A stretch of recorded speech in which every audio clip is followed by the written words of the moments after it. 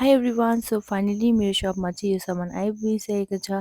So म चाहिँ धेरै एक्साइटेड भइरहेको थिएँ यो सामान खोल्नुको लागि होइन।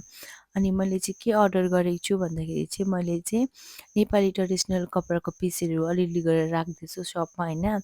अन्त जति पनि काम गरेको पैसाहरू हुन्छ त्यो चाहिँ म अब यताउति खर्च नगरिकन सपमा चाहिँ सामानहरू हाल्दैछु नि त होइन।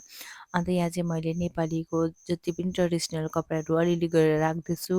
अनि तपाईँलाई अगर कुनै पनि ड्रेसहरू बनाउनु छ भने चाहिँ मेरो सपमा आउनु अनि सक्नुहुन्छ। ओद्लाबारीदेखिको बाहिर जति पनि मान्छेहरूले यो भिडियो हेर्नुहुँदैछ तपाईँहरू ओद्लाबारीको केही बेला मात्रै आउनुहुन्छ भने चाहिँ तपाईँ मसँग अर्डर दिनु मन लागेको छ भने चाहिँ अनलाइन पनि तपाईँ अर्डर दिनु सक्नुहुन्छ होइन।